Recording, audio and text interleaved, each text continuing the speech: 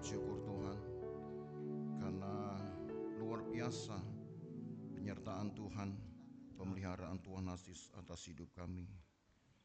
Engkaulah alasan yang membuat kami hidup sampai hari ini. Itu sebabnya Engkau jugalah pengharapan kami untuk hidup yang akan datang.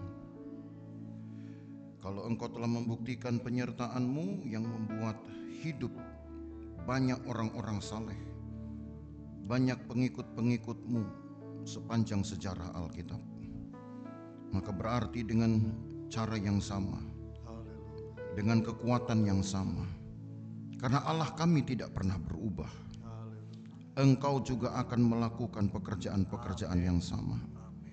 Engkau akan memelihara hidup kami dan memberikan kepada kami masa depan yang belum bisa kami bayangkan hari ini.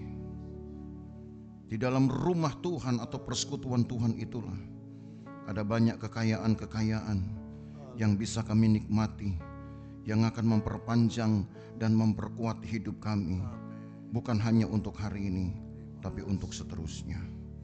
Karena perjalanan iman kami akan terus berlanjut. Kami tidak tahu seberapa lama kami bisa menanggungnya seumur hidup kami, karena hidup juga Tuhan berikan. Maka berarti kekayaan, kenikmatan, kemurahan Tuhan atas hidup kami juga masih akan berlanjut. Terima kasih banyak Tuhan. Berkatilah ibadah ini, berkatilah pelayan-pelayan yang mengambil bagian di dalamnya. Berkati jugalah kami dengan firman Tuhan sebentar. Firman Tuhan yang akan memberi kami pemahaman tentang apa itu rumah idaman, tempat di mana Tuhan akan membangun masa depan kami lewat perjanjian-perjanjian Tuhan yang tiap hari diteguhkan. Terima kasih banyak Tuhan Yesus. Kami akan menyimak firman-Mu. Berikan kami pengertian supaya firman Tuhan masuk di dalam batin kami, menjadi pemahaman dan juga akhirnya menjadi penerangan atas hidup kami. Dalam nama Yesus Kristus kami berdoa. Haleluya. Amin. Haleluya. Haleluya, puji Tuhan. Amin. Ya, kita ada di perjanjian yang ke-5, saudara ya. Dari rangkaian perjanjian-perjanjian Tuhan, ini adalah perjanjian ke-5, perjanjian kepada Daud. Jadi yang akan jadi tokohnya adalah Daud. Itu sebabnya nama perjanjian ini pun juga dikenal sebenarnya di dalam pembelajaran Alkitab, ya, dunia katekisasi, sebutlah begitu ya. Itu juga dengan sebutan perjanjian Daud. Nah, apa sebenarnya yang Allah ingin berikan, atau lebih tepatnya Allah ingin teguhkan, ya.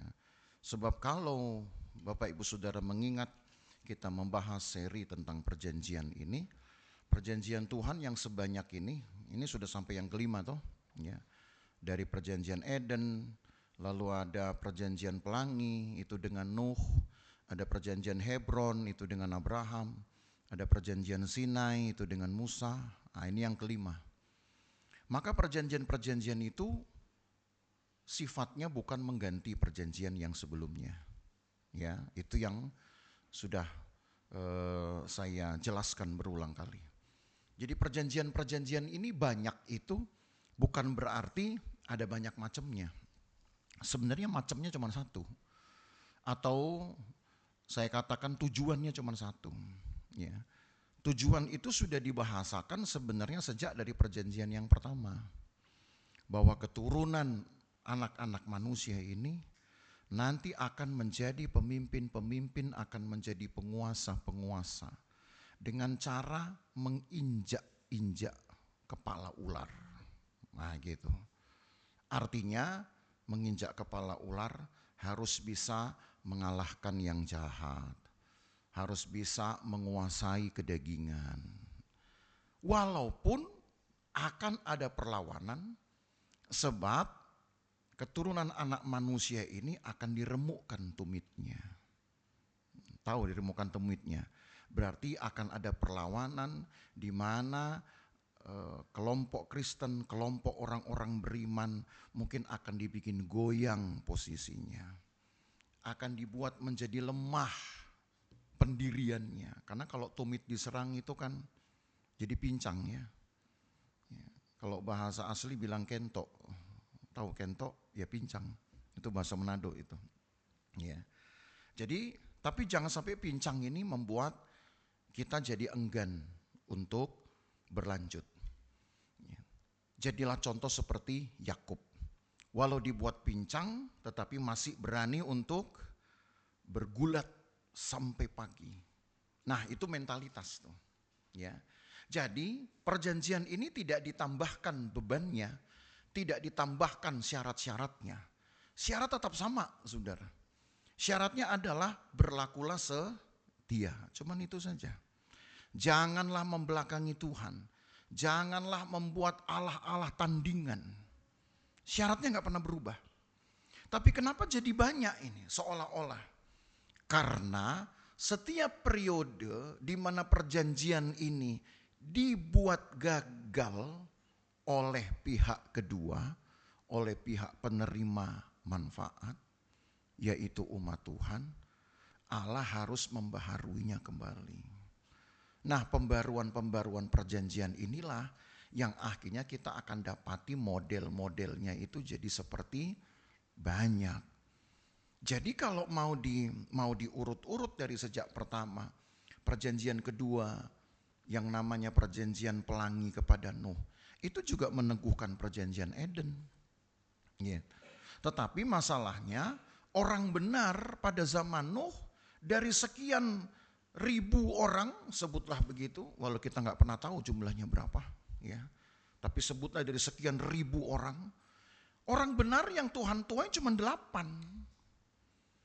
Kalau dibikin persentase ini jangan-jangan cuma 0,00001 gitu ya. Setelah nolnya sekian banyak gitu. Tidak seperti tidak ngefek gitu ya.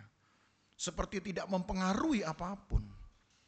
Tapi karena Allah itu baik hati, maka diperbaharui perjanjian itu menjadi perjanjian pelangi.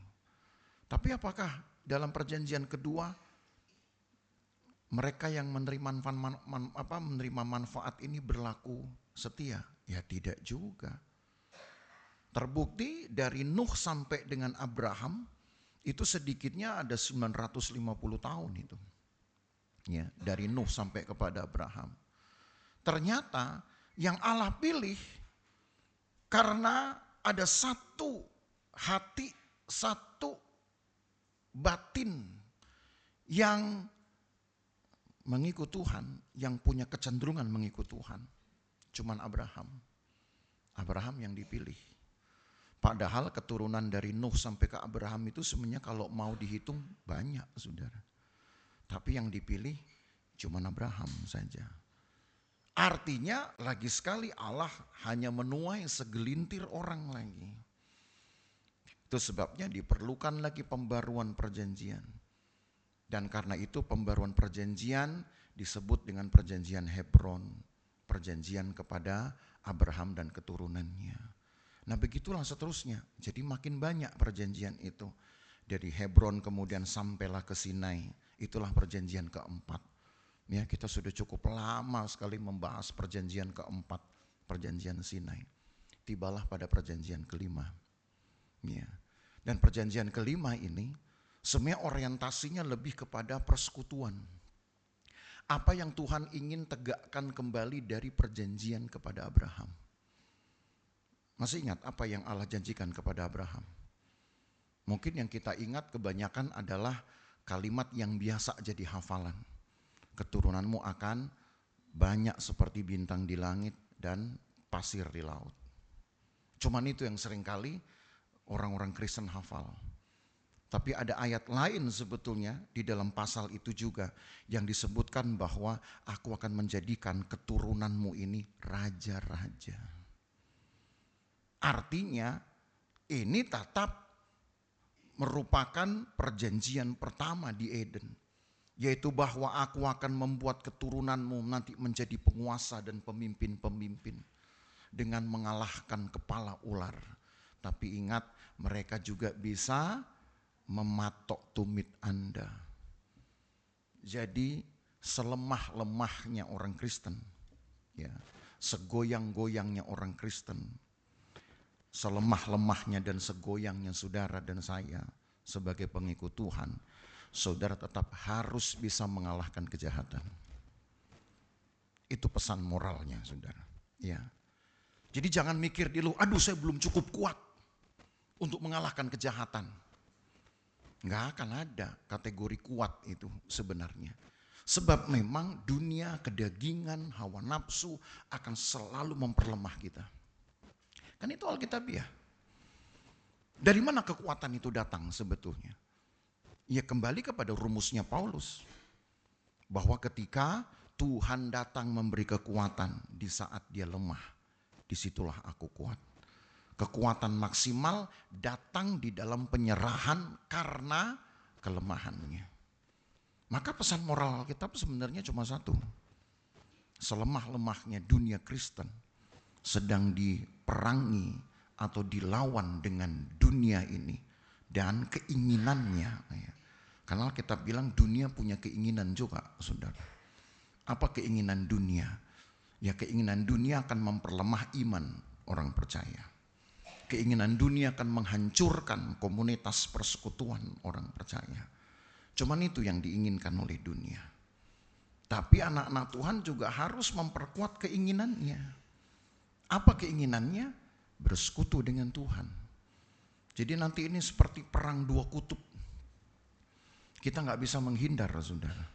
Pesan Alkitab hanya satu. Kita memang akan dibuat lemah.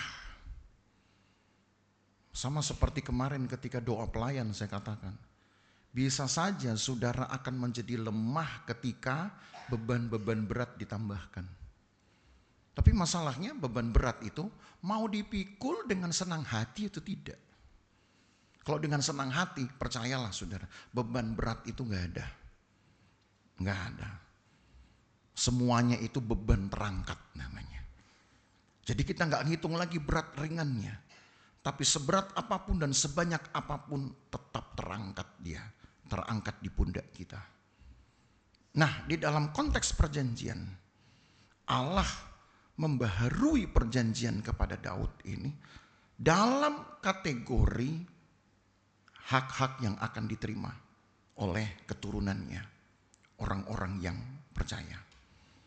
Sejak dari ketika Adam dan Hawa jatuh dalam dosa, Allah tidak menghukum mereka, Allah tidak membinasakan mereka, Allah tidak segera masukkan mereka ke neraka kalau hanya pakai alasan apa politik sebenarnya. Mungkin lebih baik Allah langsung buang mereka ke neraka. Itu sudah aman untuk Tuhan. Artinya aman untuk Tuhan itu Allah gak perlu merancang pekerjaan yang ribetnya seperti ini. Banyak betul dia ngurusin manusia. Dan dia ngurusin manusia itu sepanjang sejarah Alkitab. Yang mengisi cerita di dalam dunia ini paling kurang 6.000 tahun. Saudara. Hidup kita gak sampai segitu. 60 tahun aja belum tentu kita bisa menjalani. 2% tambah 120 tahun. Boro-boro saudaranya. Ya, dari 6.000 tahun di mana Allah memperhatikan dunia ini dan turut bekerja di dalamnya. Kita hanya mengisi paling 2%-nya saja. Itu pun sudah dengan sempoyongan. Jadi kalau ada yang sudah jalannya sempoyongan, puji Tuhan saja. Ya, itu tandanya memang perjuangan saudara sudah banyak. Gitu saja. Ya, entah berjuang untuk cari uang, entah berjuang untuk cari jiwa. Pokoknya kalau jalanmu sempoyongan itu udah normal. Ya, makanya mengucap syukur aja, nggak usah dilawan. Tapi bisakah engkau hitung dari hidup kita yang dibuat sempoyongan oleh musuh-musuh kita, oleh kegelapan, oleh nafsu duniawi, dan oleh tuntutan hidup. Hidup kita masih bisa nggak tegak untuk menjadi kesaksian Injil bagi orang lain. Itu saja. Nah, itu sebabnya demi memberi kelegaan, memberikan penghiburan kepada generasi-generasi umat Tuhan yang yang terus bertambah, ya. Di zaman yang terus maju. Dari Musa sampai ke Daud ini, saudara, kalau dihitung-hitung itu ada sekitar 400 tahun. Ya. Jadi lagi-lagi kita dapati periode antar pembaruan perjanjian itu rata-rata 400 tahun. Ya.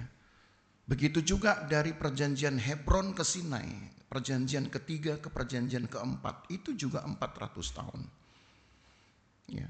Lalu kemudian dari Sinai ke perjanjian Daud, itu juga ada 400 tahun.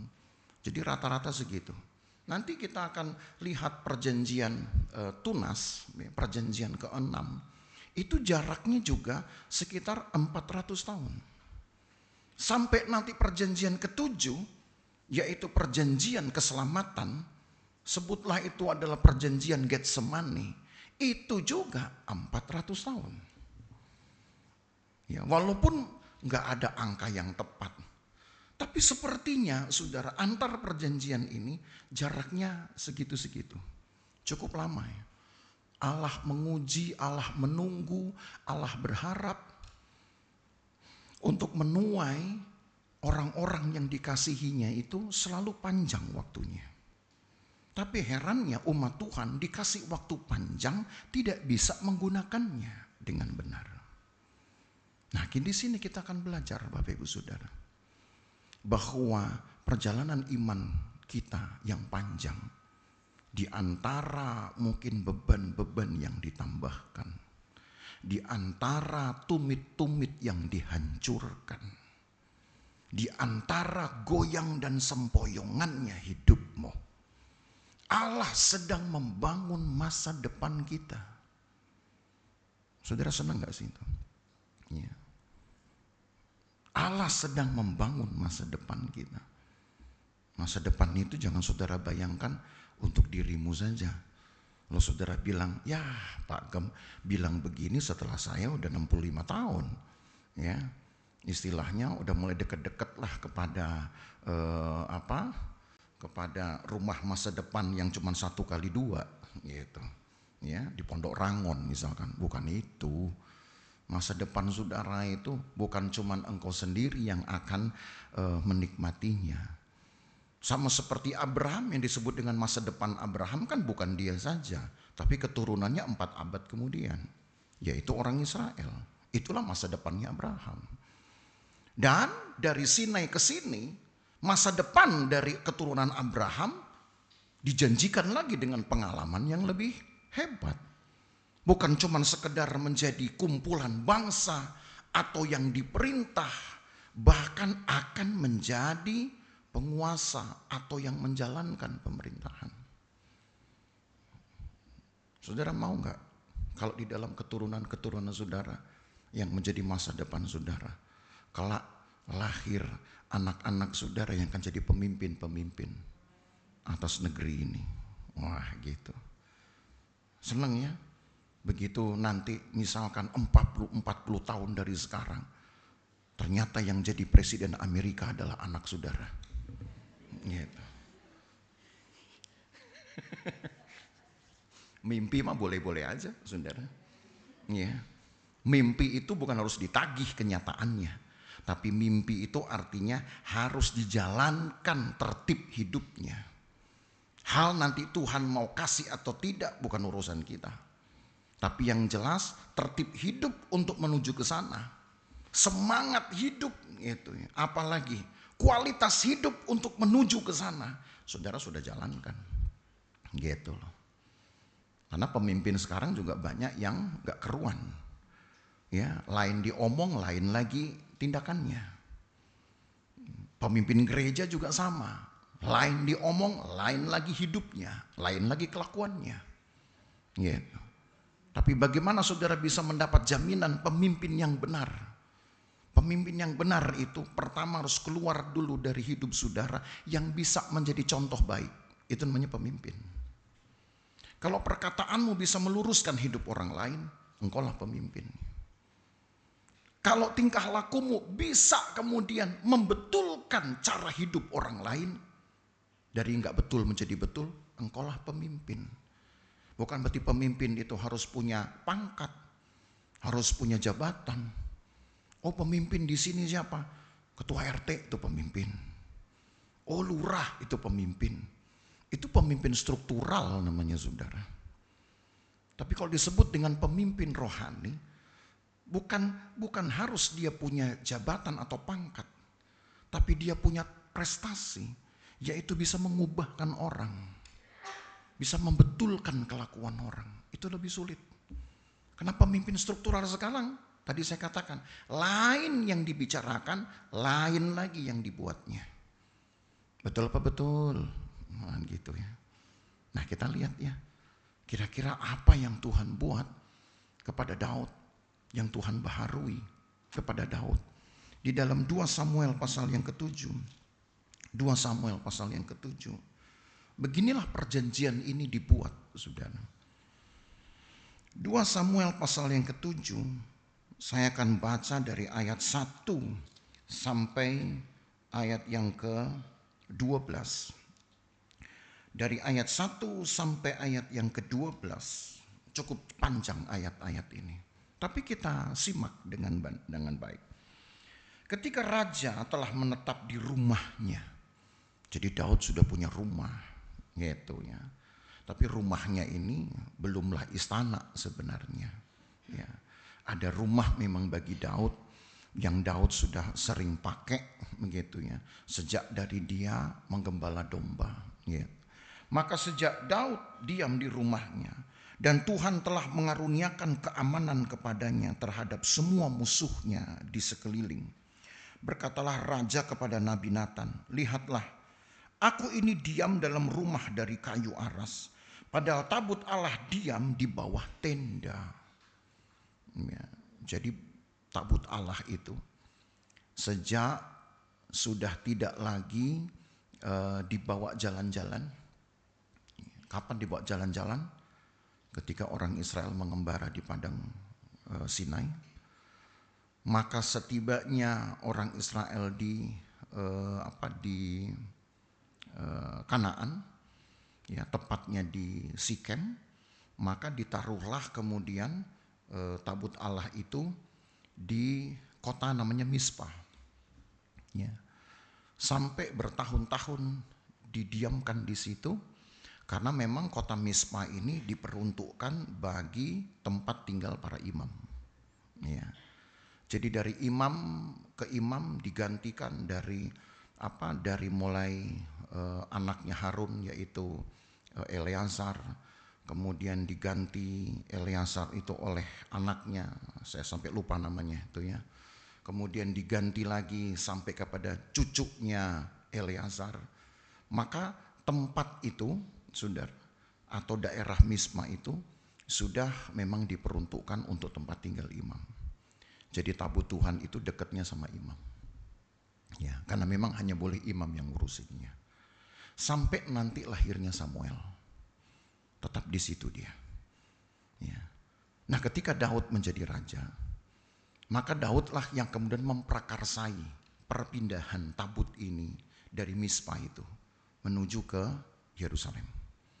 Karena bagi Daud, ya, walaupun toh Mispa itu daerah atau kawasan para imam, akan lebih baik lagi kalau dia disimpan di ibu kotanya. Karena Israel sudah punya ibu kota waktu itu, yaitu Yerusalem. Dan memang belakangan nanti imam-imam pun akan ditempatkan di Yerusalem. Walau masih ada yang ditinggal di Mispa, tapi Daud akan sediakan, yaitu nanti di dalam pembangunan bait Allah itu ada apartemen khusus imam-imam. Wah, keren. Walaupun kata apartemen belum ada dalam Alkitab. Ya. Tapi yang jelas Daud sudah menyediakan semacam apartemen khusus untuk imam-imam tinggal. Nah, gitu. Jadi kan jadi bayangan kalau mau bikin misalkan Christian Center gitu atau Pentecostal Center, berarti harus ada tanah, saudara, yang cukup untuk kita bangun apartemen, isinya pelayan semua. Wah, enak ya.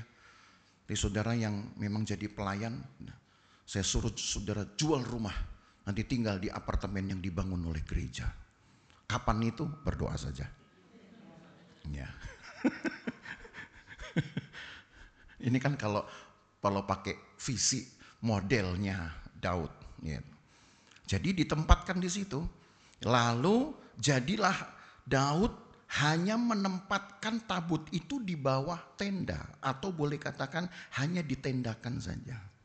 Nah inilah yang kemudian nanti dikenal dengan istilah kemah Daud. Jadi kemah Daud itu sebenarnya bukan rumahnya Daud. Tetapi tenda, tempat di mana tabut itu ditaruh. Tapi nggak ada aktivitas apa-apa, saudara. Karena memang tenda itu besarnya, luasnya hanya mengikuti luas bidang dari tabut perjanjian. Jadi itu ibarat hanya tempat penyimpanan. Tidak ada aktivitas di dalam kemah Daud. Aktivitas-aktivitas yang dilakukan untuk menghormati tabut Tuhan ini nanti akan dilakukan di halaman istana Daud.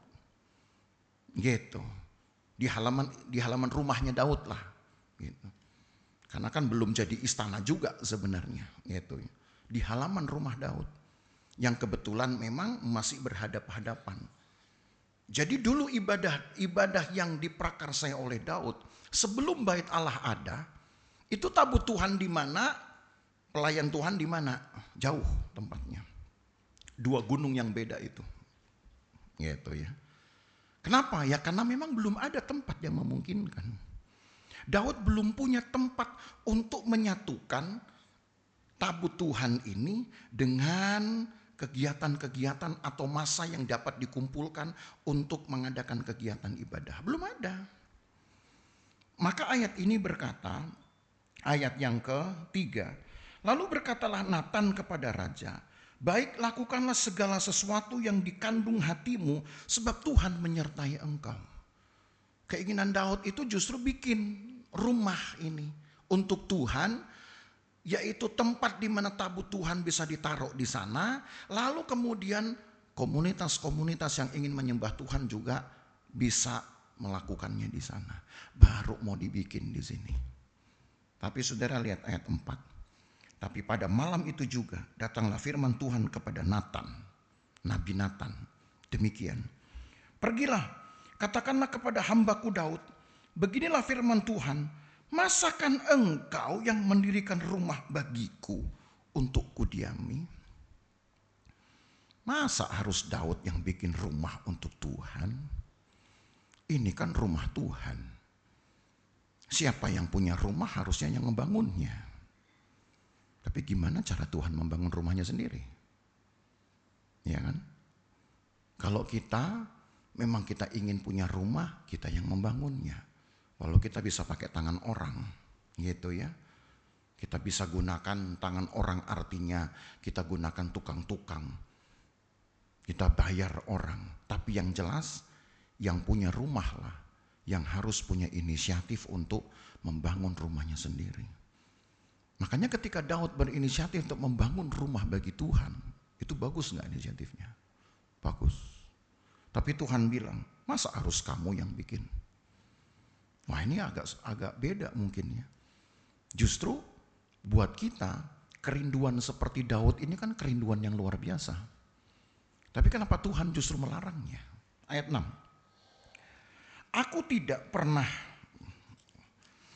tidak pernah diam dalam rumah sejak aku menuntun orang Israel dari Mesir sampai hari ini.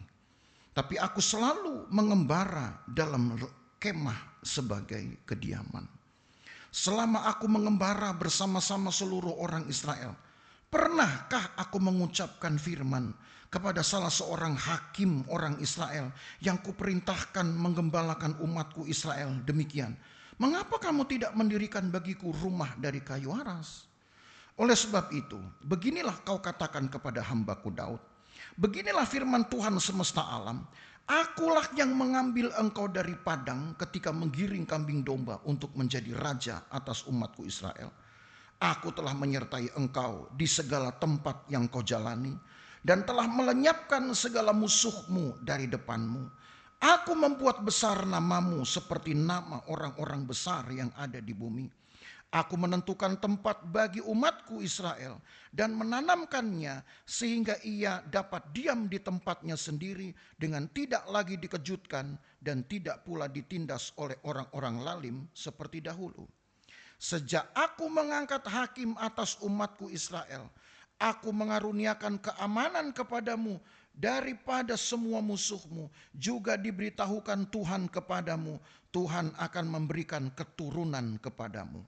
Apabila umurmu sudah genap dan engkau telah mendapat perhentian bersama-sama dengan nenek moyangmu, maka aku akan membangkitkan keturunanmu yang kemudian anak kandungmu, dan aku akan mengokohkan kerajaannya. 13. Dialah yang akan mendirikan rumah bagi namaku, dan aku akan mengokohkan tahta kerajaan untuk selama-lamanya. Seolah Tuhan gak rela Daud yang membuat rumah untuk Tuhan. Ya, alasan sebetulnya nanti saudara akan lihat di ayat-ayat lain. Oleh karena Daud ini sudah banyak sekali menumpahkan darah orang, walau itu atas perintah Tuhan. Artinya Daud membunuh orang-orang yang menista nama Tuhan. Tetapi dalam pandangan Allah, orang-orang yang banyak menumpahkan darah ini tetap tidak boleh membangun bait Tuhan, walaupun punya inisiatif. Tetapi di dalam perspektif lain, dalam pemikiran lain, Allah ingin seperti membagi berkat. Orang yang berinisiatif mungkin akan mendapat berkatnya tersendiri ketika punya keinginan untuk membangun rumah bagi Tuhan. Tapi nanti akan ada juga orang lain dari garis keturunannya yang Tuhan akan masukkan itu sebagai penerima berkat. Tuhan percayakan sebagai penerima berkat. Itu saja sudah menunjukkan, saudara, ada kesinambungan dari penyertaan Tuhan. Dari keturunan yang punya kerinduan baik, nanti ke anak cucunya, Tuhan pastikan mereka juga akan mendapatkan hal baik. Saudara ingin anak cucumu diberkati Tuhan? Ya. Saudara juga ingin pasti nanti anak cucumu menjadi orang-orang penting, orang-orang hebat di masa mereka. Walau kita mungkin sudah tidak lagi melihat masa depan mereka, karena mungkin kita sudah sangat tua, atau jangan-jangan bahkan sudah Tuhan panggil. Tapi yang jelas saudara, masa depan mereka harus dimulai dari saudara sekarang. Sekalipun nanti yang akan mengerjakan masa depan mereka adalah mereka sendiri, yang memperjuangkan masa depan mereka, kesuksesan mereka adalah mereka sendiri. Tapi startnya itu dimulai dari kita. Dimulai dari mana? Inisiatif untuk membangun rumah bagi Tuhan. Dan rumah bagi Tuhan ini bukan berarti bangunan fisiknya, tetapi persekutuan saudara dengan Tuhan. Bagi saya itu sudah sama dengan rumah idaman. Karena ada banyak orang membangun rumah, tapi jarang di rumah. Ada gak yang begitu?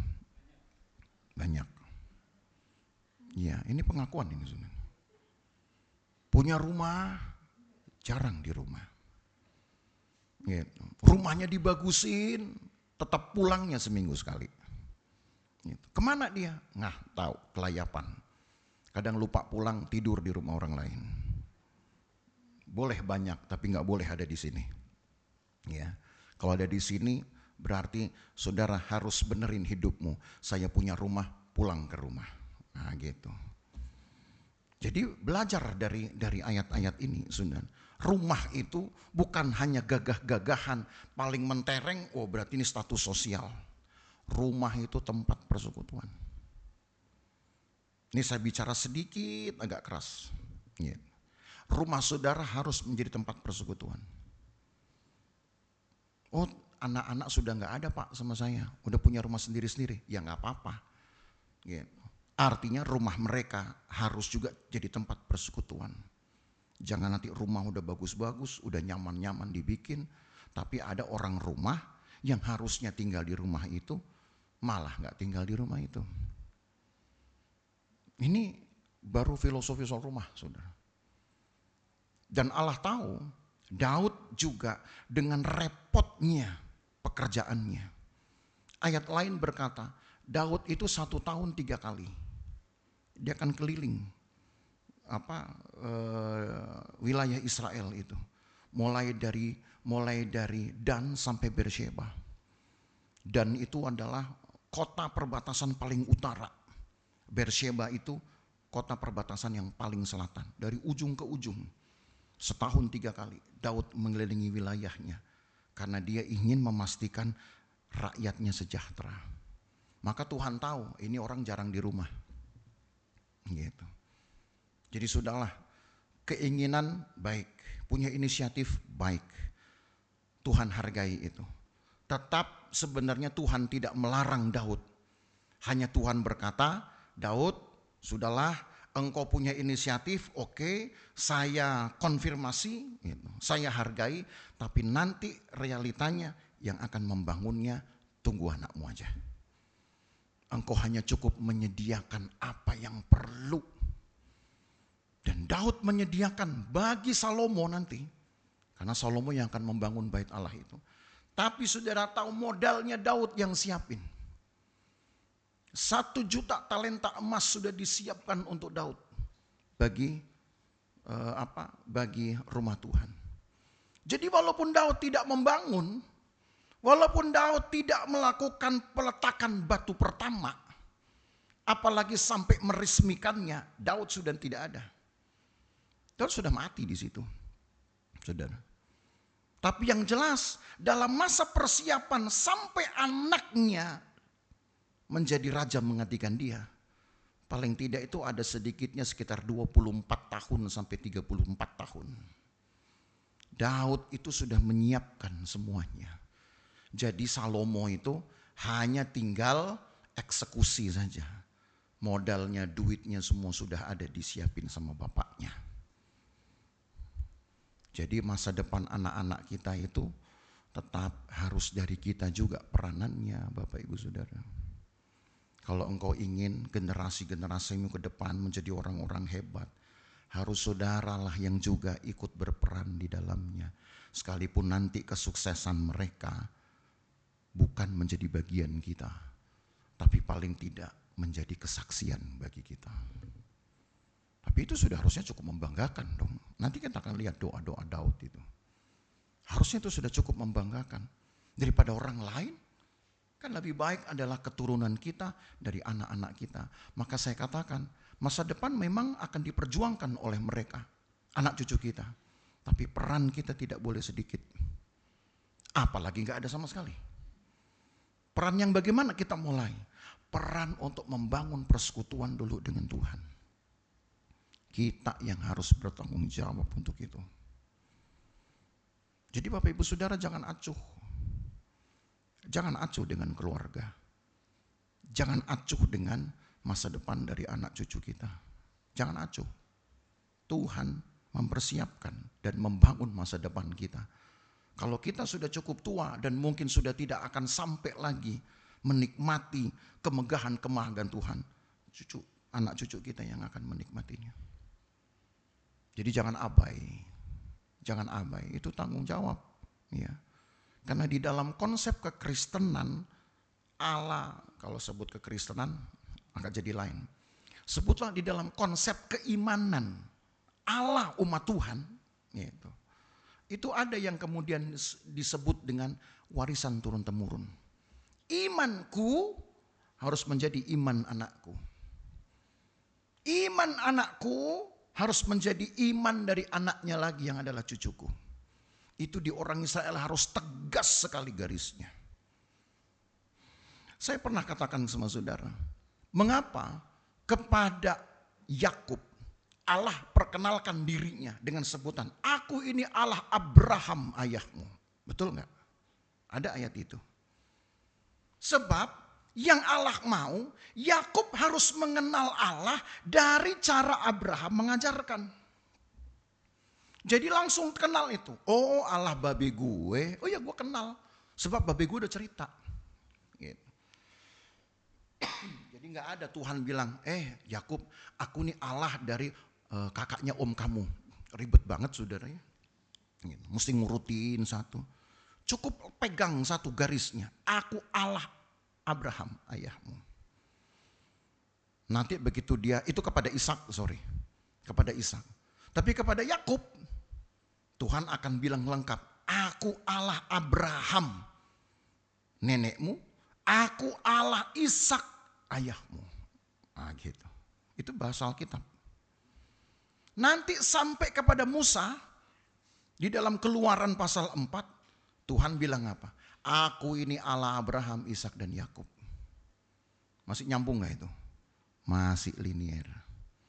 Tapi setelah Musa, nggak ada lagi sebutan itu. Misalkan kepada Yosua, Tuhan nggak bilang lagi, aku nih Allah Abraham, Ishak, Yakub, Musa. Nggak. Sebab kalau ditulis kepanjangan, saudara. Nanti sampai ke Daud udah berapa nama disebut nih. Aku nih Allah Abraham, Ishak, Yakub, Musa, Yosua, Samuel. Waduh, ya kepanjangan. Lalu datang kepada saudara lagi, berapa nama lagi yang disebut? Cukup yang disebut adalah Allah yang pernah disembah oleh nenek moyangmu. Nah itu istilah itu akhirnya akan terus ada nanti sampai ke zaman Daud. Allah, akulah Allah nenek moyangmu. Jadi di dalam sistem keimanan umat Tuhan masa itu ditegaskan ini bahwa imanku harus menjadi iman keluargaku. Imanku harus menjadi iman anak-anakku. Ajari saudara, anak-anak kita untuk kenal Tuhan yang kita kenal sampai hari ini. Jangan marah ya. Ini khotbah yang benar loh nih. Gitu. Kalau saudara marah, nanti marah aja sama orang lain. Jangan marah sama saya. Karena saya khotbahnya benar ini. Begitu memang rumusnya. Gitu. Bahkan Paulus ketika mengajari Timotius, Paulus mengingatkan cara Timotius mengenal Allahnya. Paulus juga sebut dengan kata gini, Timotius, aku ini sangat menghargai imanmu. Sebab imanmu ini datang dari nenekmu. Namanya siapa neneknya? Lois. Dari ibumu, siapa nama ibunya? Eunike. Tuh, berarti Timotius ini lahir dari iman yang runtutannya jelas. Dari iman neneknya, ke iman ibunya, ke iman dia sendiri. Itu bakal di perjanjian baru. Masih dipakai polanya. Bapak ibu saudara, please. Ya. Ini suara gembala. Tapi dari firman Tuhan saya katakan. Jangan abai dengan keluarga saudara. Karena merekalah nanti yang akan mendapatkan pengalaman masa depan bersama dengan Tuhan yang kita percayai sampai hari ini. Ya, jangan abai. Doakan, kalau ada kesempatan ajari sebanyak apa yang saudara dengar dari mimbar ini. Karena mimbar ini saya selalu berikan kebenaran. Saya nggak berani permainkan mimbar ini saudara dengan asal-asalan. Makanya kalau saya nggak siap, saya nggak akan khotbah. Saya suruh Bugem yang khotbah. Kalau saya nggak siap. Tapi dia juga nggak siap, ya sudah. Ya, jemaat aja yang khotbah sekali-sekali kalau begitu. Ya. Karena ini suara kebenaran saya sampaikan. Saya nggak mau macam-macam. Saya tidak mau asal-asal. Ya. Jadi ini suara gembala dari firman Tuhan. Jangan abai dengan keluarga saudara. Karena keluargamu nanti adalah puncak dari pengalaman masa depan yang Tuhan beri. Makanya kepada Daud pun sudah ditegaskan, nanti anakmu yang bangun. Yang punya kerinduan Daud, Salomo gak punya kerinduan. Saudara. Tapi kepada Salomo, Allah akan percayakan dia sebagai pemicu pembangunannya. Sebagai orang yang akan memberikan penetapan, surat penetapan, SK pembangunannya. Salomo yang akan mengawasi pembangunannya.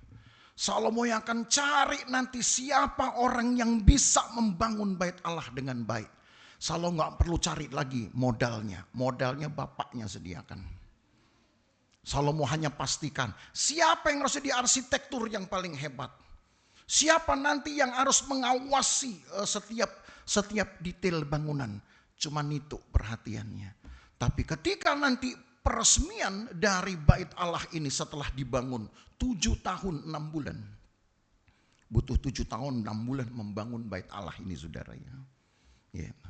Maka ketika kemuliaan Tuhan turun, yang mendapat pujian Salomo. Daud udah dilupakan, kan udah gak ada. Daud seolah-olah tidak dibahas lagi, dilupakan. Karena memang sudah tidak ada.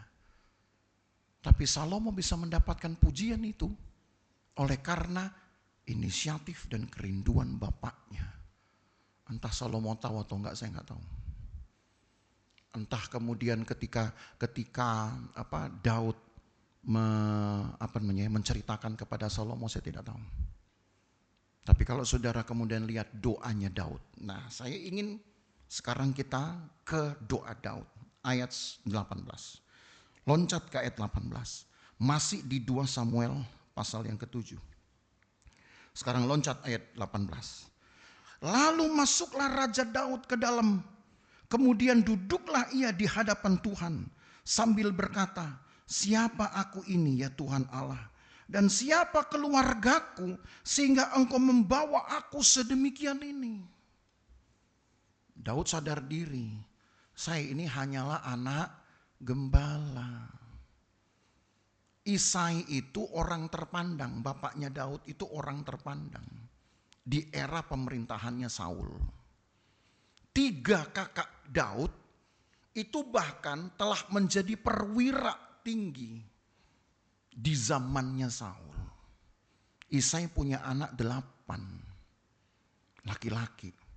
3 yang pertama itu sudah mengabdi pada kerajaan Israel waktu masih di bawah pemerintahannya Saul sebagai perwira-perwira tinggi. Tuh. Lalu si anak bontot ini kemana? Hanya mengembalakan kambing domba bapaknya. Tidak diceritakan apakah dia dibantu oleh kakaknya yang lain. Kan masih ada kakak yang nomor 4, nomor 5, nomor 6, nomor 7 masih ada toh. Karena kalau yang 3 pertama sudah menjadi panglimanya Saul. Tapi Alkitab gak ceritakan ini 4 saudara tuanya Daud ini. Kemana dia? Hanya yang diceritakan Daud selalu hanya seorang diri saja menggembala kambing domba jauh dari rumah. Dari rumah mereka. Saya awalnya itu saudara bingung bagaimana mengukur jauhnya antara rumah ini dengan ladang penggembalaan. Satu kali itu ketika tahun 2010 kami berkesempatan untuk pergi ke Australia. Ada satu desa kecil, namanya apa saya lupa itu. Saya lupa lah namanya. Ya. Desa itu terkenal dengan orang-orang yang memang bekerjanya adalah beternak domba. Nah rupanya baru saya terpikir itu. Di sana rata-rata rumah mereka itu ada di depan jalan. Tapi pekarangan mereka itu akan terus meluas ke belakang, saudara ya. Saya nggak tahu sampai kemana gitu.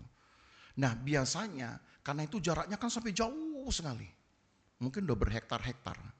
Nah biasanya mereka akan tempatkan itu di ujung-ujung dari perbatasan tanah mereka itu, padang pengembalaan mereka itu macam kayak kayak rumah-rumah kecil, kayak tempat peristirahatan. Sebutlah kayak gazebo kayak gitu ya, apa sih namanya itu, pondok-pondokan gitu. Nah itulah rupanya yang jadi tempat tinggalnya Daud. Jadi kalau dia pulang aja udah makan waktu. Sementara pagi dia harus ngurusin lagi kambing dombanya. Gitu ya. Sampai dengan malam. Paginya begitu. Jadi Daud itu lebih banyak tidur di luar rumah, di pondokan-pondokan itu. Makanya Alkitab menceritakan Daud ini dilupakan oleh Isai bapaknya. Ya, jadi kalau di sini pernah ada cerita saudara dilupakan oleh orang tua saudara, ya, jangan marah. Orang-orang yang dilupakan oleh orang lain, orang-orang yang dilupakan oleh sesamamu manusia, orang-orang yang dilupakan bahkan oleh keluargamu sendiri, nanti Tuhan yang akan ingat, saudara. Isai dilupakan. Ada ceritanya tuh. Ketika Nabi Nathan ini datang, hendak mengurapi raja pengganti Saul. Ini pertama tiga kakaknya ini kan perwira. Berarti udah punya pengalaman militer dong, udah punya pengalaman politik. Lewat semua Tuhan bilang bukan dia. Yang kedua bukan dia. Yang ketiga bukan dia. Sampai anak yang ketujuh, bukan, kata Tuhan. Lalu Nathan bingung. Loh, gak ada lagi. Nathan tanya sama Isai, cuman begini anakmu? Iya, katanya. Isai kayak nggak tahu, memang lupa betul atau dia lagi stres juga, mungkin dia kaget. Masa anak sebanyak ini nggak ada yang cocok? Nathan bilang, Tuhan berkata masih ada anakmu satu lagi yang akan jadi raja. Baru bapaknya bilangin, oh iya bener, itu yang ada di padang. Tuh bapak bisa lupa sama anaknya, saudara. Jadi kalau saudara dilupain sama bapak, alhamdulillah aja. Gitu. Nanti Tuhan yang ingat saudara. Baru kemudian Nathan bilang, kalau gitu panggil. Dipanggillah ini, begitu datang masih bau domba, saudara. Tuhan bilang ini orang yang harus menjadi raja menggantikan Saul. Dilupakan oleh bapaknya, tapi diingat oleh Tuhan. Maka ketika muncul inisiatif ini, Tuhan sekarang gantian ingat dia sampai kepada keturunannya. Tuh, baru ingat Tuhan saja, saudara. Baru hidup dekat dengan Tuhan. Tuhan juga akan ingat keluarga kita, keturunan kita. Jadi saudara ingin masa depan dari anak-anak saudara itu baik adanya. Peran saudara gak boleh kecil. Imanku harus menjadi imannya mereka. Supaya iman mereka kelak menjadi iman dari anak-anak dan anak-anak cucuku. Haleluya. Bener gak nih haleluyanya? Pak Gem keras banget nih khotbahnya. Ini kan untuk buat saudara juga gitu. Saudara ingin menjadi keluarga yang dihormati, menjadi keluarga yang termasyur, peran saudara gak boleh kecil, harus besar. Ya. Maka ketika Daud berkata, siapa aku ini Tuhan? Karena dia tahu dia bukan orang hebat. Gak sehebat kakak-kakaknya. Tapi kemudian ayat 19. Ayat 19. Dan hal ini memang masih kurang di matamu. Ya Tuhan Allah, sebab itu engkau telah berfirman juga tentang keluarga hambamu ini. Dan dalam masa yang masih jauh, telah memperlihatkan kepadaku serentetan manusia yang akan datang, ya Tuhan Allah. Ngerti gak maksudnya ini apa? Daud kan berkata, Tuhan siapalah saya ini. Sehingga Tuhan telah menjanjikan saya ini dan keturunan saya menjadi orang-orang besar. Kan tadi kan di ayat-ayat sebelumnya. Tuhan berkata kepada Daud, aku sudah membuat namamu besar. Nanti Salomo juga akan aku buat namanya besar. Keturunan-keturunannya akan jadi orang besar. Nanti kita bahas saudara dalam minggu-minggu lain. Dari keturunan Daud. Ya, sampai nanti raja terakhir yang memerintah Israel. Orang Israel itu atau Daud mempunyai 41 keturunan yang menjadi raja. Banyak apa dikit? Banyak. 41 keturunan menjadi raja. Ya. Makanya Daud bilang, aduh siapa Tuhan saya ini? Saya adalah penggembala domba. Sebutlah orang tua saya memang orang terhormat. Tapi saya gak pernah mencicipi kehormatan orang tua saya. Sebab saya selalu berada jauh dari mereka di padang penggembalaan domba. Tapi itu yang dibayar oleh Daud untuk menunjukkan kerinduannya, keuletannya terhadap tanggung jawabnya. Maka ketika dia berdoa di ayat ini, Tuhan, rasanya yang engkau beri itu terlampau banyak buat saya. Bahkan itu masih kurang lagi. Apa yang masih kurang? Yang buat dia, yang Tuhan tambahkan itu adalah kalimat terakhir. Bahwa nanti dalam masa yang masih jauh, artinya nanti dalam masa ke depan lagi, akan ada serentetan manusia yang akan datang. Artinya akan ada banyak lagi keturunan-keturunan Daud. Bukan soal jumlah, tapi soal kualitas.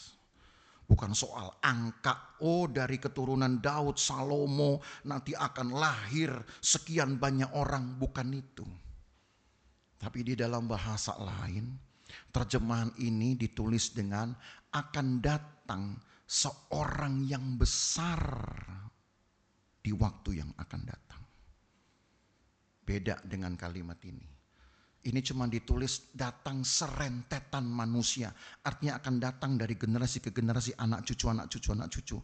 Jadi kesannya seperti jumlah. Tapi bukan jumlah. Yang Daud sebenarnya sedang doakan ini adalah bahwa dia percaya. Mungkin jangan-jangan di dalam doanya Allah berikan nubuat. Allah berikan penglihatan.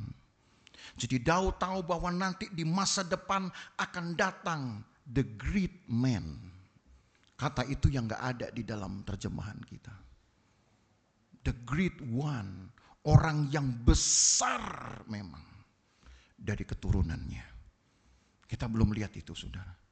Tapi orang yang besar inilah yang nanti akan diidentifikasi sebagai seorang yang datang dari keturunan Daud. Walaupun dia datang dari tempat yang lain. Itu. Kira-kira tahu nggak siapa? Yesus Kristus. Dia datang dari tempat yang lain. Kenapa? Karena dia dari sorga. Dia hanya didatangkan oleh Allah dalam kuasanya di dalam rahim Maria. Tapi dia bukan darah daging Maria. Ya, saya ucapkan sekali lagi. Dia bukan darah daging Maria. Maria hanya dijadikan tempat untuk kehadirannya secara alami di dalam kuasa Allah. Sebab bagi Tuhan tidak ada yang mustahil. Jadi Allah bisa bikin apa aja. Itu seperti Allah hanya pinjam saja kandungan Maria. Hidupnya Yesus bukan dari plasenta. Hidupnya Yesus bukan dari asupan makanan karena plasenta. Hidup Yesus memang karena kuasa Allah yang menaunginya. Gak ada hubungan antara rahim itu dengan Maria. Makanya Yesus bukan darah dagingnya Maria. Dia datang dari tempat yang lain.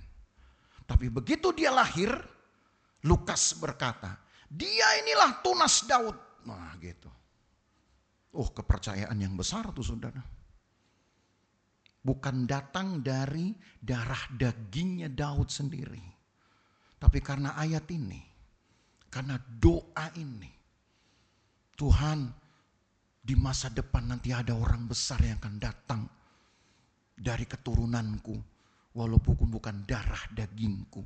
Tapi Allah memberikannya kepercayaan bahwa kehadirannya itu datang dari garisnya Daud. Itu yang disebut dengan anugerah, saudara. Artinya kalau Daud bisa mendapatkan kepercayaan ini, Bapak Ibu Saudara juga bisa. Karena bukan darah daging. Tapi jangan sok-sok klaim ya. Yesus itu milik saya loh. Yesus itu kan pujaanku loh. Gitu. Itu hartaku. Tunggu dulu. Sebelum dia jadi harta saudara, kira-kira saudara sudah jadi hartanya dia belum? Kan itu persoalannya. Ingat gak di mana kalimat ini? Kalimat yang berkata bahwa aku menjadikan Israel harta kesayanganku. Di mana itu? Di perjanjian yang keempat kemarin. Di perjanjian Sinai. Jadi sebelum kita membangga-banggakan Tuhan, oh dia adalah idolaku, dia adalah pujaan hatiku, kekasihku. Silahkan aja saudara mau bikin. Tapi masalahnya kita sudah jadi harta kesayangan dia belum? Jangan nanti jadi nggak bersambut, gayung nggak bersambut, gitu. Gayung apa namanya itu ya? Harusnya kalau kita bilang, oh Tuhan engkau pujaan hatiku, kita ini sudah dituai dulu oleh Tuhan. Tapi kalau sekarang kan gereja kan maunya kan hanya show. Yesus kekasih jiwaku, wah gitu. Kayaknya kalau udah nyanyi lagu itu udah gimana gitu, kayak deket gitu. Tuhan di sorga paling cuman mesem doang, kekasih. Baru masalah dikit gak ke gereja misalkan gitu. Kekasih gitu. Baru dikasih beban dikit ngomel gitu. Di sorga tuh Tuhan juga jangan-jangan juga punya penilaian khusus gitu. Kekasih gitu. Sok ngomong kekasih, Yesus kekasih jiwa, Tuhan di sorga kekasih. Makanya saudara, hidup ini fair gitu loh. Kalau memang saudara berani bilang dia kekasih jiwa saudara, saudara harus jadi kekasihnya dulu. Cuman satu kan syaratnya, setia. Kan cuman itu. Apa yang Daud punya coba? Pangkat gak punya. Kalau 3 kakaknya iya, udah berat dia sama pangkatnya. Saking gak punya apa-apa. Ingat gak cerita? Ketika Daud datang ke medan perang, Daud itu datang sebenarnya hanya bawa ransum, bawa makanan. Disuruh Isai bapaknya untuk bawa makanan buat ketiga kakaknya ini yang ada di medan perang. Kan itu ceritanya di 1 Samuel 17. Baru setelah itu ketemu Goliat.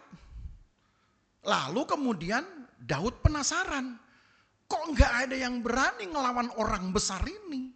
Gitu. Emang sehebat apa dia? Saya juga belum tahu ya, Daud itu sependek apa juga belum tahu loh saudara sebenarnya. Mana lebih pendek Daud sama Sakeus? Ya, kalau Sakeus sudah jelas pendek karena ada lagunya. Sakeus orang pendek, kecil mungil dia. Lah Daud yang gimana gitu? Apakah Daud lebih kecil lagi? Cuman karena nggak ada lagunya jadi kita nggak terbayang, gitu, ya. Tapi yang jelas bahwa Alkitab berkata Goliat itu besar bagi Daud. Lalu karena nggak ada berani yang ngelawan, datanglah si polos Daud ini ke Saul, bilang, Saul, nggak ada yang berani lawan Goliat. Saul bilang, siapa yang mau berani lawan dia? Dari kecil dia udah megang pedang, kata Saul. Bisa itu, saya lawan dia. Saul bilang, kamu dari kecil cuman pegang pentungan taunya. Ya kan memang betul saudara, kan Daud yang bilang, aku ini biasa menghadapi beruang dan binatang ganas. Bahkan kalau nggak ada apa-apa alat, aku lawan dengan tangan kosong. Jadi Daud ini polos-polos tapi beringas juga ternyata. Gitu. Baru kemudian Saul berkata gini, oke kalau gitu biar kau aman, pakai baju tentara.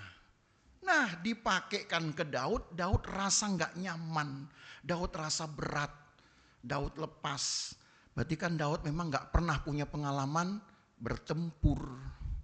Gitu. Daud taunya ngelawan Goliat itu sama seperti ngelawan beruang yang suka mengancam kambing dombanya. Cuman itu saja modalnya, saudara. Jadi orang ini memang orang biasa. Tapi kalau punya keberanian luar biasa, membela nama Tuhan, itu sebutlah dengan keberanian luar biasa. Mau bersekutu dengan Tuhan, itu beban luar biasa. Kalau yang luar biasa, saudara mau pikul. Maka yang gak biasa Tuhan akan kasih sama saudara. Yang gak biasa Tuhan kasih. Makanya Daud menerima ini, Daud berkata, aduh Tuhan siapalah saya ini. Ya. Jadi itu tanda saudara bahwa pemberian Allah ini seringkali melampaui ekspektasi kita. Melampaui dari yang bisa kita bayangkan. Sementara yang Allah minta cuma satu. Setialah, tekunlah beribadah. Jangan dikit-dikit ngomel, jangan dikit-dikit baper. Itu aja. Soalnya kalau Allah baper sama saudara kan saudara yang rugi. Ya. Jadi Bapak Ibu Saudara, ini pertama kita lihat perkenalan dulu. Tentang perjanjian Daud ini. Allah sudah memberikan jaminan bahwa keturunanmu nantilah yang akan terima kemegahan. Dan tadi saya sudah katakan, nanti kita akan lihat. Ya, walaupun beberapa minggu ke depan. Walaupun tidak semua. Tapi saudara akan lihat dari 41 raja yang menjadi keturunan Daud. Siapa-siapa yang punya pengaruh besar terhadap iman orang Israel. Dari situ kita belajar saudara bahwa Allah membangun perjanjiannya ini berarti serius sekali. Karena ini perjanjian kelima. Sudah lebih dekat kepada perjanjian Mesias nanti. Perjanjian Getsemane. Tinggal satu perjanjian lagi. Perjanjian ke-6. Baru masuk perjanjian ke-7. Tapi di perjanjian kelima inilah penggenapan Tuhan atas perjanjian ketiga yang kepada Abraham dikatakan, aku akan menjadikan keturunanmu raja-raja, itu sudah mulai nyata. Karena nanti setelah Daud ada Salomo, setelah Salomo ada raja-raja yang lain. Berarti yang Tuhan sudah firmankan kepada Abraham, sudah berapa jaraknya berarti dari Abraham ke Daud? Iya, tadi saya sudah bilang kan. Abraham ke Musa 400 tahun. Musa ke Daud 400 tahun. Berarti 800 tahun nih dari perjanjian ketiga ke perjanjian kelima. Dari perjanjian kepada Abraham dengan perjanjian Daud. 800 tahun baru Tuhan nyatakan. Jadi kalau ikut Tuhan berdoa belum dapat saudara, jangan menggerutu. Karena kadang-kadang Tuhan baru jawab nanti tunggu 800 tahun kemudian. Ya Tuhan, 800 mah sudah tidak ada di dunia ini. Memang bukan ke itu, bukan ke kita itu perjanjian itu, kepada keturunan-keturunan kita. Kan itu intinya. Peran kita tidak boleh kecil, saudara. Sebagaimana kita rindu menjadi satu menjadi satu kesaksian. Setelah kita beriman kepada Tuhan, pasti ada hati kecil saudara juga rindu keturunanmu kelak akan jadi lebih hebat dari kita. Ada ini. Maka kalau nggak ada, pulang ke rumah saudara mulai belajar untuk merindukannya. Maka saya bilang jangan diabaikan. Hartamu itu kan keluargamu. Ya, kalau nggak nyanyi tuh lagu sinetron masa lalu, Rumah. Nah itu kan keluarga Cemara, saudara tahu. Makanya jangan cuman apal itu keluarga Cemara saudara ya. Apalah itu bahwa keluarga Daud ini juga ada di hadirat Tuhan sampai nanti generasi yang kesekian muncul orang besarnya. Ya, makanya saya kalau juga kami kalau juga mendidik anak kami juga begitu. Nantilah Bung ya. Bung akan jadi orang besar gitu. Mungkin setelah kita nggak ada, Bung jadi orang besar, anak Bung lebih besar lagi. Wah, gitu. Optimis saja saudara. Walaupun kita nggak lihat, nggak masalah buat kita. Abraham juga nggak lihat kok nanti setelah 800 tahun Abraham nggak ada. Tapi saya percaya di sorga Abraham boleh berbangga keturunannya 800 kemudian jadi raja-raja semua itu. Gitu. Seandainya Abraham umur panjang saudara, ya seperti zaman dulu Adam dan Hawa. Adam dan Hawa kan masih bisa hidup sampai umur 950 tahun. Seandainya Abraham dikarunia Tuhan umur segitu, wah bukan main bangganya dia. Bisa mati puas betul dia. Mati dengan kebanggaan. Kalau sekarang banyak orang mati penasaran. Nggak tahu begitu mati masih ninggalin beban gitu. Waduh anak saya gimana? Makanya serahkan kepada Tuhan lebih cepat, lebih dini, saudara. Jangan abai. Ya, lewat kitalah Tuhan sedang membangun masa depan dari generasi kita. Haleluya.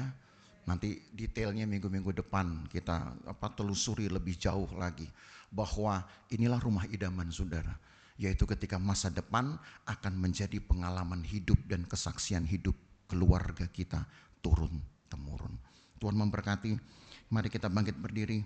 Kita nyanyi satu pujian yang tadi juga dinyanyikan di lagu terakhir. Ku hidup karena anugerah-Mu. Tidak satu pun dapat ku banggakan. Karena semua terjadi karena cintanya.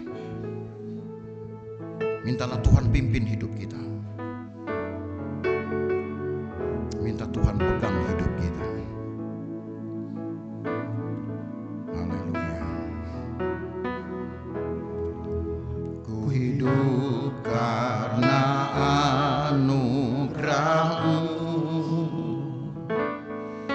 Tiada satu pun dapat ku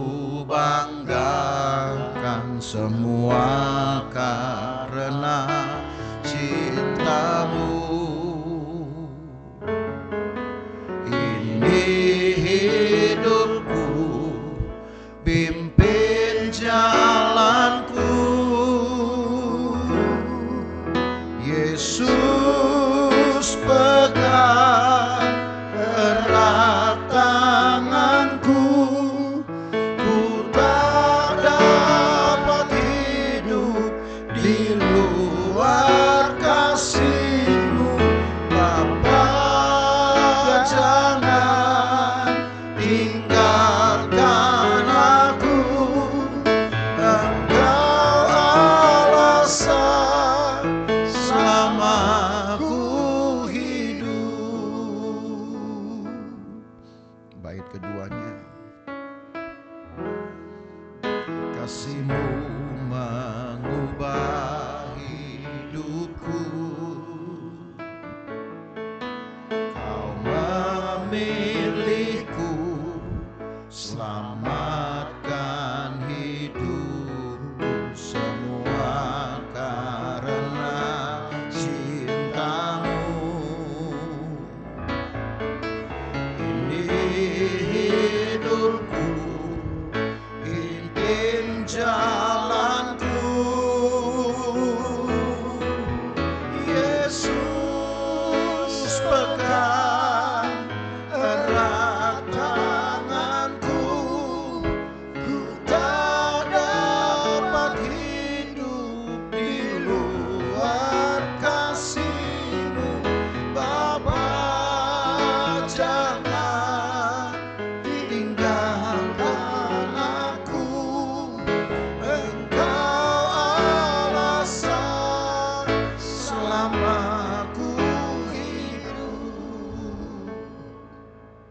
Apa yang membuat Daud tetap hidup? Walau ia dilupakan oleh orang tuanya, dilupakan oleh kakak-kakaknya, bahkan sempat dihina juga oleh kakak-kakaknya, dihina juga oleh Saul. Tapi yang membuat dia bertahan hidup karena dia punya pengalaman pribadi dengan Tuhan. Kita belum sempat menceritakan itu. Tapi dari mazmur-mazmurnya yang dia tulis ketika dia hanya berhadapan dengan kambing dombanya, keseharian hanya mengurus kambing dombanya, tapi lahir mazmur-mazmur kedekatan dengan Tuhan. Itu yang membuat dia hidup, dia bertahan. Jangan sampai saudara pengalaman dilupakan oleh orang lain, dihina oleh orang lain membuat imanmu lemah. Itu tandanya sedang ada kuasa-kuasa gelap yang akan memagut tumit Anda. Ingat perjanjian Eden. Akan ada permusuhan dengan kegelapan, dengan kedagingan. Dan mereka akan meremukkan tumitmu, menggoyang imanmu. Tapi jangan mau dikalahkan. Kalau Daud bisa bertahan, dia hanya menerima kekuatan dari Tuhan. Walaupun yang diurusin hanya kambing domba sehari-harinya. Itu sebabnya dia diantar Tuhan sampai ke singgasana. Dan kerinduannya gak pernah berubah. Baik dia ada di padang penggembalaan domba, baik dia ada di istana, kerinduannya gak pernah berubah. Tetap satu, ingin dekat dengan Tuhannya. Kalau saudara tetap punya kerinduan yang sama, sekalipun orang sedang menghancurkan hidupmu, melemahkan hidup saudara, kerinduan saudara untuk bersekutu dengan Tuhanlah yang Tuhan akan hargai dengan masa depan untuk kita dan anak-anak kita. Berani, jangan abai, berani lakukan. Imanku harus menjadi iman anak-anakku, supaya kelak iman anak-anakku menjadi iman keturunan-keturunannya. Mungkin saudara berkata, aduh Tuhan, saya sudah salah jalan, sudah beda iman kita. Minta Tuhan kekuatan, minta hikmat, harus bisa. Sebab kalau tidak saudara, masa depan mereka mungkin hanya tinggal angan-angan saja. Apa yang Alkitab sedang katakan ini adalah pengalaman dan bukti yang kuat. Maka berjuanglah saudara. Jangan abai, peranmu harus banyak untuk generasi kita, sebab Tuhan sedang membangun masa depan buat mereka. Kasih-Mu mengubah hidupku, pemilikku, selamatkan hidupku, semua karena cinta-Mu. Ini hidupku, pimpin jalanku, Yesus pegang erat tanganku, ku tak dapat hidup di luar kasih-Mu, Bapa. Jangan tinggalkan aku, Engkau alasan selama ku hidup. Lagi Yesus pegang, Yesus pegang erat tanganku, ku tak dapat hidup di luar kasih-Mu, Bapa. Jangan tinggalkan aku, Engkau alasan selama ku hidup. Ya lama.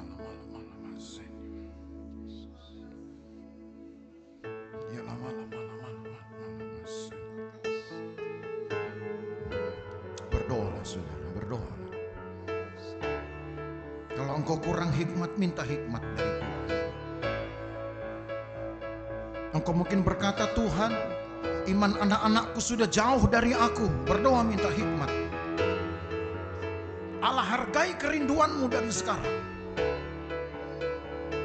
Asal engkau mau, Allah buka jalan. Ya lama. Haleluya.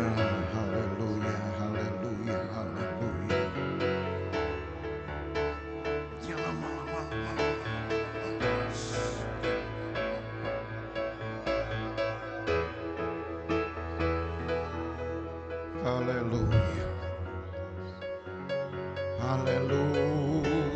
Haleluya. Ya lama.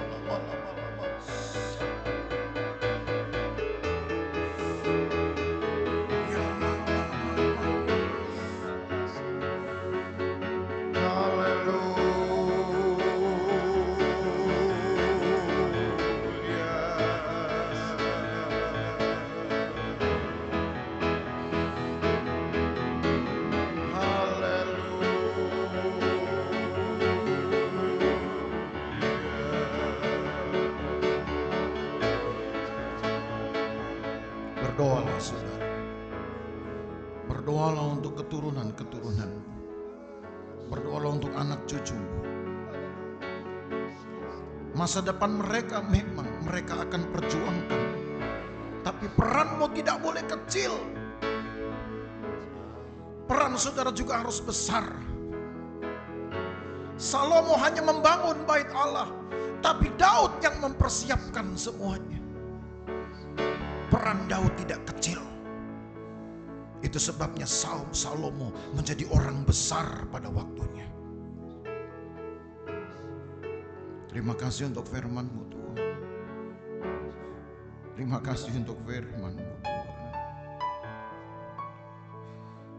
Kalau kami, mungkin banyak jemaat-Mu belum tahu dari mana harus memulainya, biarlah lewat persekutuan secara pribadi dengan Tuhan, Allah beri hikmat dan buka jalan.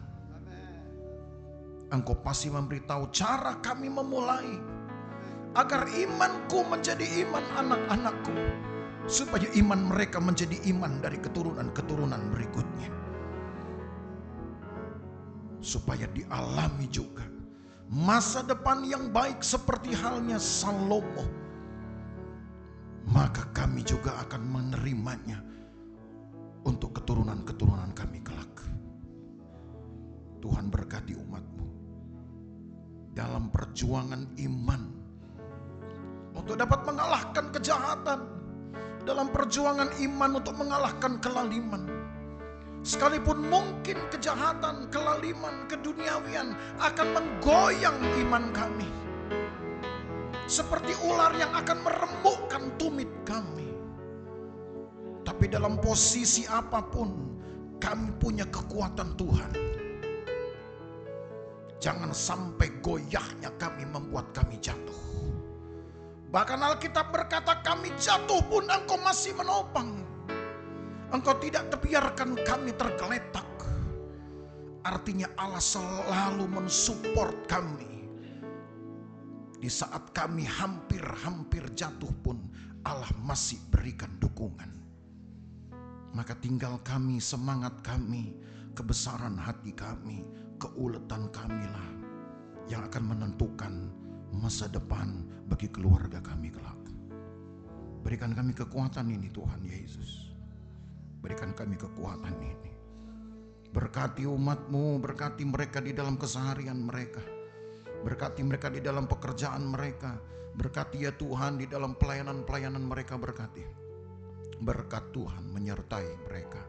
Terima kasih banyak Tuhan Yesus. Berkati mereka dalam pekerjaan. Berkati mereka ketika mereka ada di luar rumah. Berkati mereka ketika mereka sedang mengusahakan sesuatu. Berkatilah pergaulan mereka juga. Jadikan mereka teladan bagi banyak orang. Terima kasih banyak Tuhan Yesus. Sehat-sehatkan kami, keluarga mereka, anak cucu mereka, sekolah dari anak-anak mereka, ataupun juga pekerjaan dari anak-anak mereka. Berkati, sertai berkati ya Tuhan. Terima kasih banyak Tuhan. Kami pulang sebentar Tuhan, jagai kami di jalan. Perjalanan jauh maupun dekat, berkendaraan berjalan kaki Tuhan bersama dengan kami. Halaukan dari bahaya, celaka dan perbuatan jahat orang lain. Kami tiba di rumah dengan sukacita karena selamat yang daripada Tuhan. Lawati rekan-rekan kami yang tidak hadir. Kalau yang sakit sudah Engkau sembuhkan, maka berarti yang lemah pun akan Engkau kuatkan. Yang punya beban berat akan Engkau beri kelegaan dan sukacita. Hanya sukacita yang bisa menanggung berat, seberat apapun beban ya Tuhan. Selama Engkau bersama kami, maka segala sesuatu akan menjadi mungkin untuk kami buat. Karena bagi Tuhan tidak ada yang mustahil. Terima kasih banyak Tuhan Yesus. Memberkatilah juga jemaat-jemaat Tuhan yang selalu setia untuk berkontribusi dengan pemberian-pemberian yang mereka berikan. Tuhan berkati hidup mereka, berkati dengan berkelimpahan. Terima kasih banyak Tuhan Yesus. Maka Bapak Ibu Saudara sekalian, pulang dengan membawa berkat dari Allah Bapa, kasih sayang dalam persekutuan dengan anaknya Yesus Kristus, penyertaan Roh Kudus memelihara kita dari hari ini sampai selama-lamanya. Dan berkat ini kita terima di dalam nama Tuhan Yesus Kristus. Segala kemuliaan hanya bagi Tuhan. Segala hormat pujian hanya bagi Tuhan. Kuasa dan